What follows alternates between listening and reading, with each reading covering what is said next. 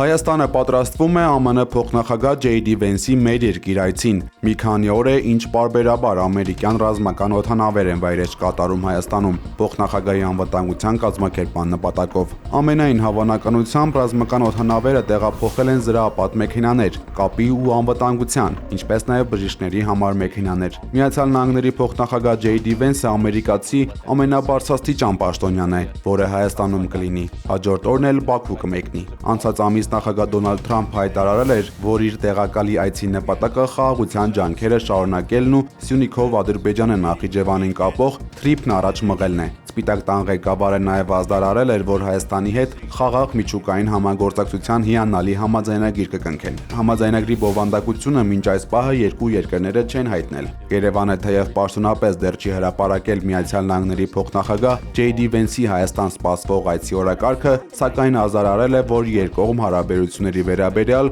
նոր հայտարարություններ են հնչելու։ Սրան զուգահեռ Ամերիկայի եւ միջազգային հանրության ուշադրությունը եւս մեկ անգամ Բաքվում ապօրինաբար պահվող հայ գերիների ազատ արձակման կարևոր այդ հարցին ուշադրություն հրավիրելու նպատակով Արցախի տեղեկատվական շտաբը հայտարարել է, որ բողոքի ակցիա կիրականացնի կառավարության եւ արտգործնախարարության շենքերի դիմաց։ Այսօր եւ վաղը մայրաքաղաքում նախատեսված պետական արարողակարգային միջոցառումների մասնակիցների անվտանգությունն ապահովելու նպատակով Երևանի մի քանի փողոցներում կլինեն երթևեկության սահմանափակումներ, հայտնել է ներքին գործերի նախարարությունը։ Այսօր ժամը 17:00-ից մինչև 21:00 կսահմանափակվի երթևեկությունը Բաղրամյան պողոտայում, Բաղրամյան պողոտա Պռոշյան փողոց Խաչմերուկից մինչև Բաղրամյան պողոտա Մոսկովյան փողոց Խաչմերուկ։ Տարբեր ժամերի էլ կսահմանափակվի երթևեկությունը Աբովյան փողոցում, Աբովյան Թումանյան փողոցների Խաչմերուկից մինչև Հանրապետության հրապարակ, Պուշկինի փողոցում, Պուշկին Կողբացի փողոցների Խաչմերուկից մինչև Սախարովի հրապարակ։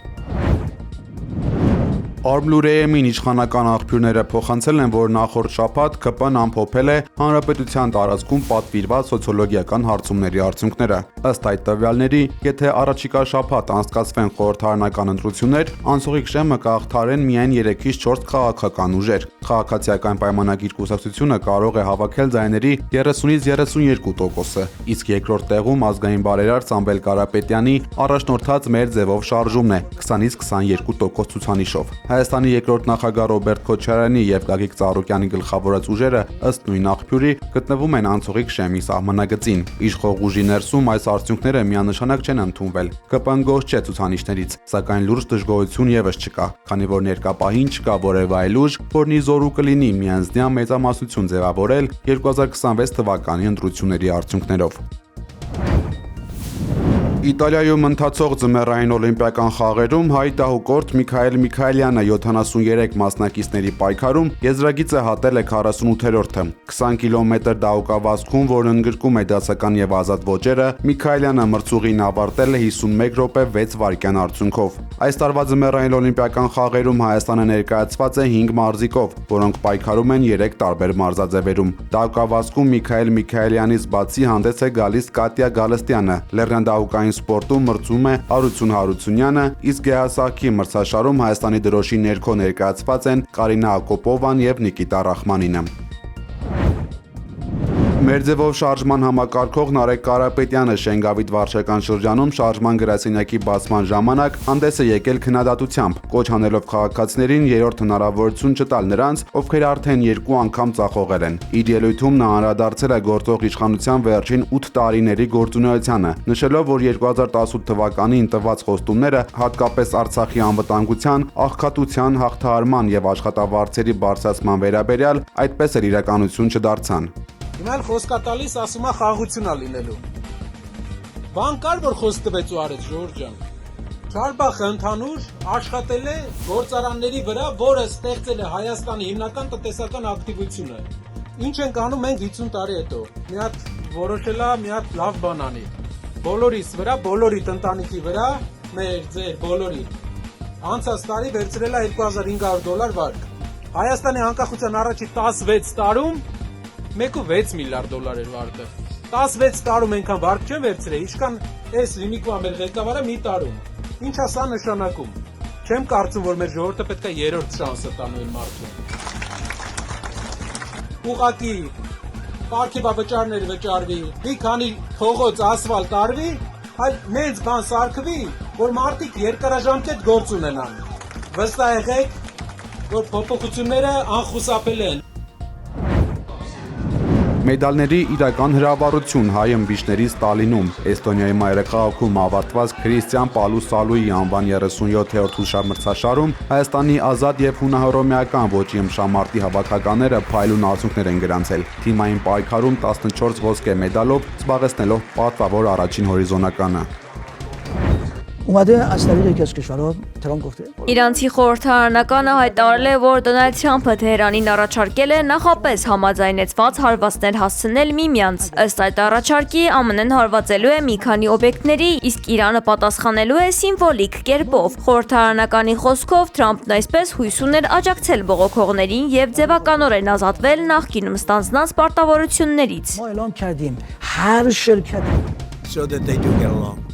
I think Իսրայելի վարչապետ Բենյամին Նեթանյահուն Վաշինգտոնում կհանդիպի ԱՄՆ նախագահ Դոնալդ Թրամփին քննարկելու Իրանի հետ բանակցությունները։ Իրանի եւ ԱՄՆ-ի միջև անուղղակի բանակցություններից հետո երկու կողմերն էլ հայտարարել են, որ շուտով կրկին բանակցություններ են սպասվում։ خیلی روشن هست که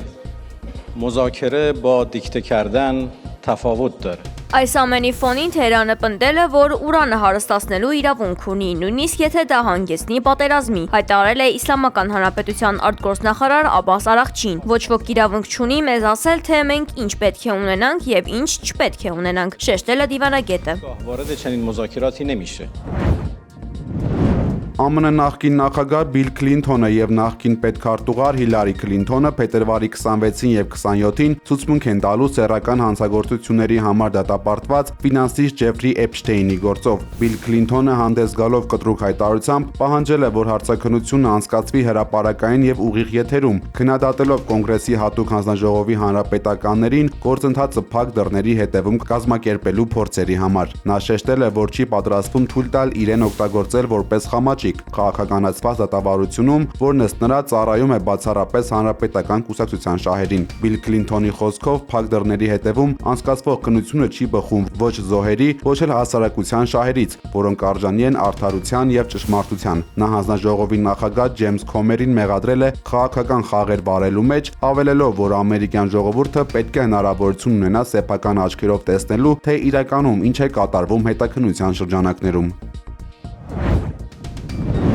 SpaceX-ն արդեն փոխել է իր ուղղվածությունը եւ քննարկում է լուսնի վրա ինքնազարգացող քաղաքի ստեղծումը, հայտնել է Իլոն Մասկը։ Դրան հասնել հնարավոր է 10 տարուց էլ քիչ ժամանակում, մինչդեռ Մարսի դեպքում կպահանջվի ավելի քան 20 տարի։ Դեպի Մարս ճամփորդել է հնարավոր է միայն 26 ամիսը 1, երբ մոլորակները համապատասխան դիրք են ընդունում, իսկ դեպի լուսին կարելի է թռչել յուրաքանչյուր 10 օրը 1։ Մասկի խոսքով դա նշանակում է, որ կարող են շատ ավելի արագ կատարելագործել գործընթացը եւ ավելի շուտ ավարտել լուսնի քաղաքի կառուցումը, քան Մարսինը։ Այնուհանդերձ SpaceX-ը կփորձի քաղաք կառուցել նաեւ Մարսի վրա, բայց այս պահին գլխավոր առաջնահերթությունը քաղաքակրթության ապագայի ապահովումն է, իսկ լուսնի տարբերակն ավելի արագ է, ասել է Մասկը։